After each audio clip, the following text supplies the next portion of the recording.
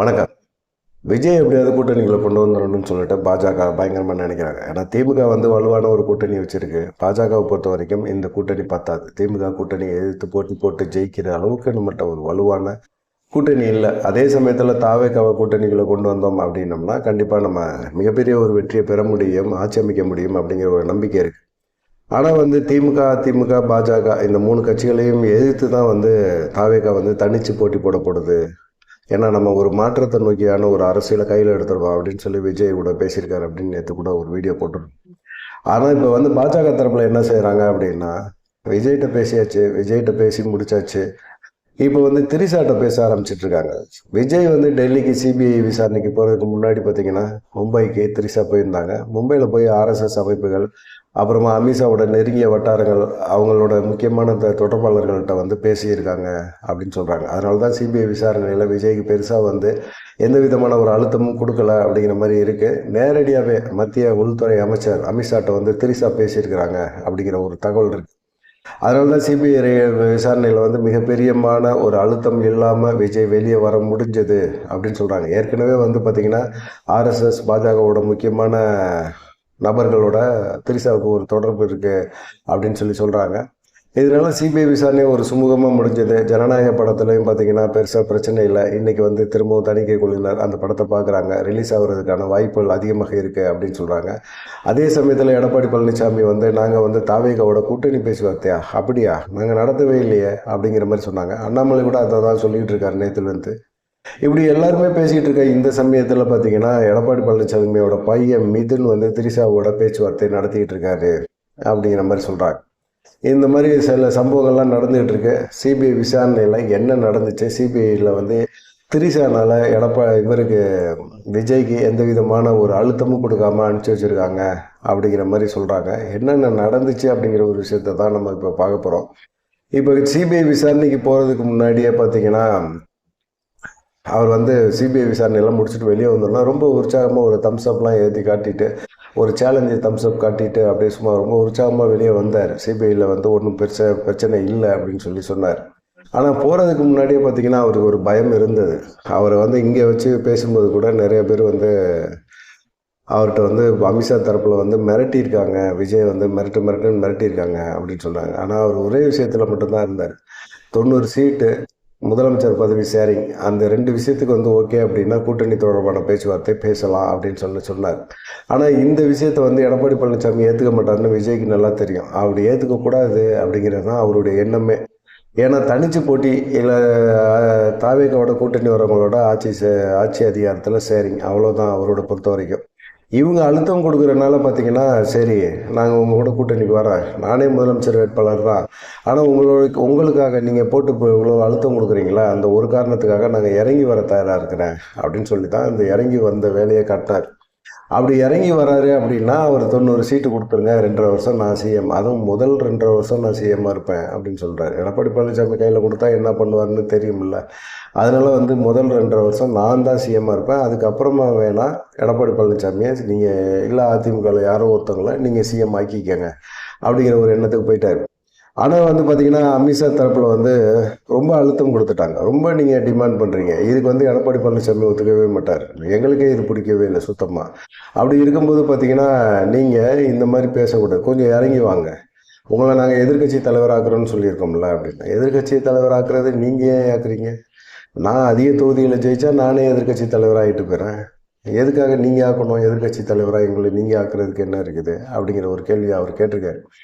அது இல்லாமல் நீங்கள் ரொம்ப இது பண்ணுறீங்க, நீங்கள் இப்போ சிபிஐ விசாரணைக்கு டெல்லிக்கு போகிறீங்க, போகிற இடத்துல உங்களை சிபிஐ வந்து 2 நாள் 3 நாள் உட்கார வச்சு உங்களுக்கு தேவையில்லாத கேள்விகள் கேட்பாங்க. கேட்டு உங்களை அரெஸ்ட் பண்ணி உள்ள தூக்கி போட்டால் நீங்கள் என்ன பண்ணுவீங்க? உங்கள் கட்சிக்காரங்கள்லாம் மிக முக்கியமான நிர்வாகிகள், ஆதவர்ஜுன் இருக்கார்ல அவர், புஷ்லி ஆனந்த், நிர்மல்குமார், இப்படி நிறைய பேர் இருக்காங்களா, அருண்ராஜ், இவங்க வீடுகள்லாம் வந்து ரெய்டு அப்படின்னு சொல்லி அது இதுன்னு போட்டு குடைச்சல் கொடுத்தா அவங்க துணியக்கான ஓடிட மாட்டாங்களா அப்படிங்கிற ஒரு கேள்வியெல்லாம் வச்சுருக்காங்க. விஜய் அதுக்கெல்லாம் பயப்படுற ஆளா?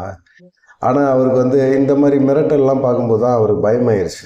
அதனால தான் வந்து போகும்போதே ஒரு ஃபுல் ஃபாரின் பாட்டில் எடுத்து தூக்கிட்டு வாயா, என்ன எப்படி போட்டு மிரட்டுறாங்க அப்படின்னு சொல்லிட்டு போயிட்டு அதே ஏர்போர்ட்டில் பிடிக்கிட்டாங்களா, என்ன பண்ணுறது அப்படின்னு சொல்லிட்டு டெல்லியில் போய் அமித்ஷா வீட்டு பக்கத்துலேயே பார்த்திங்கன்னா ஒரு ஹோட்டலில் தங்கியிருந்தார்.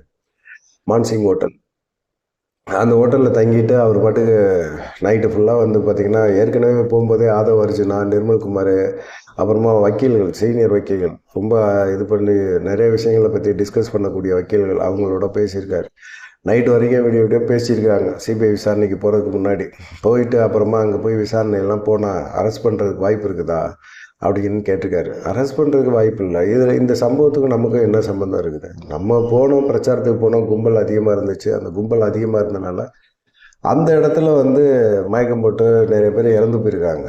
இந்த சம்பவம் வந்து தமிழ்நாட்டில் நிறைய இடங்கள்ல இருக்குது. கும்பமேளாவில் எவ்வளோ பேர் இறந்து போயிருக்காங்க? நம்ம ஏதாவது 41 பேர் தான், அங்கெல்லாம் இல்லை, ஆயிரக்கணக்கில் பேர் இறந்து போயிருக்காங்க கும்பமேளாவில். அந்த கூட்ட நெரிசலில் இறந்ததுக்கு நம்ம என்ன பொறுப்பேற்றுக்க முடியும்?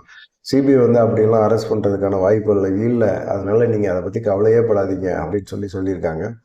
ஆனாலும் ஞாயிற்றுக்கிழமை சிபிஐ அதிகாரிகள் வருவாங்களான்னு தெரியாது. ஆனால் விஜய் அவர் கொடுக்கப்பட்ட டயத்துக்கு முன்னாடியே போய் சிபிஐ ஆஃபீஸில் உட்காந்துட்டு, ஆனால் சிபிஐ அதிகாரிகள் ஞாயிற்றுக்கிழமை இல்லை, அவங்களுக்கும் குடும்பம் குட்டியெல்லாம் எல்லாம் இருக்கும்ல, அதனால கொஞ்சம் லேட்டாக வந்தாங்க. லேட்டாக வந்தோன்னே முதல்ல இருந்தே ஆரம்பிக்க ஆரம்பிச்சுட்டாங்க. கரூர் சம்பவம் உங்களால் தான் ஆரம்பிச்சு, உங்களால் தான் நடந்திருக்குது, நீங்கள் அந்த இதுக்கு டைரெக்டாக நீங்கள் உடனே போகல, ரொம்ப லேட்டாக போனீங்க அப்படிங்கிறத ஆரம்பிச்சிட்டாங்க. ஆனால் அவர் சொன்னார், நாமக்கல்லில் நான் மீட்டிங் முடிச்சுட்டு போகிறதுக்கு லேட் ஆகிடுச்சு, அது இல்லாமல் பார்த்தீங்கன்னா ரொம்ப கும்பல் வேறு இருந்தது, அது எனக்கு தெரியும் அப்படிங்கிற மாதிரி சொல்லியிருக்காரு. இதில் இப்படியெல்லாம் ஒரு சம்பவம் நடக்குங்கிறது எனக்கு தெரியாது. ஏற்கனவே நீங்கள் 2 தடவை விசாரணை இதே தான் கேள்வி கேட்டீங்க. இந்த கேள்விக்கான பதிலை வந்து நான் ரிட்டனில் எழுதியும் கொடுத்துருக்குறேன் அப்படிங்கிற மாதிரி சொல்லியிருக்காரு. நான் இங்கே லேட்டாக போனனால தான் இந்த உயிரிழப்பு நடந்திருக்கு அப்படின்னு சொல்கிறது, திரும்பவும் சொல்கிறது எனக்கு பிடிக்கல அப்படிங்கிற மாதிரியும் பேசியிருக்கேன்.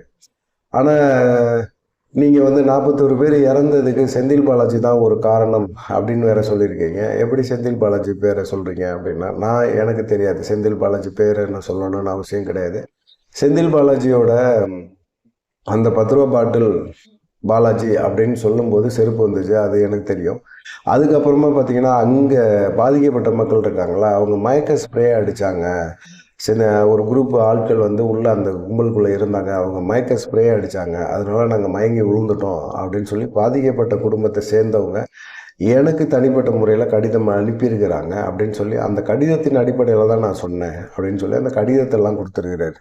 இதெல்லாம் வந்து விஜய் தரப்பு ஆதரவாளர்கள் அந்த சிபிஐ ஆஃபீஸர்ஸ் வந்து வாங்கி வச்சுக்கிட்டாங்க. சரி, வாங்கி வச்சுட்டு அப்புறமா சாயந்தரம் வரைக்கும் இது பண்ணாங்க. அப்புறமா விஜய் கூட வந்த பவுன்சர் அந்த கரூர் சம்பவத்துக்கு போனாங்கள்ல, அவங்கள்ட்ட விசாரணையெல்லாம் பண்ணிவிட்டு, இனிமேல் நாங்கள் கூப்பிடும்போது வந்தால் போதும், நீங்கள் அடிக்கடி உங்களை வர வைக்க மாட்டோம் அப்படிங்கிற மாதிரி பேசியிருக்காங்க. ஏன்னா இதுக்கெல்லாம் மெயின் காரணம் யாருன்னா திரிஷா தான். திரிஷா பாம்பேயில் அமித்ஷாவை நேரடியாகவே சந்தித்து அமித்ஷாட்ட பேசியிருக்காங்க. பேசினதுக்கு அப்புறமா பார்த்திங்கன்னா சிபிஐ அதிகாரிகள் பெருசாக வந்து இது பண்ணவே இல்லை. இன்னமும் பார்த்திங்கன்னா விஜயோட பேச்சுவார்த்தை எடப்பாடி பழனிசாமியோட பையன் மிதுன் நடத்திக்கிட்டு இருக்காரு அப்படிங்கிறது தான் இப்போ சொல்லிகிட்டு இருக்காங்க.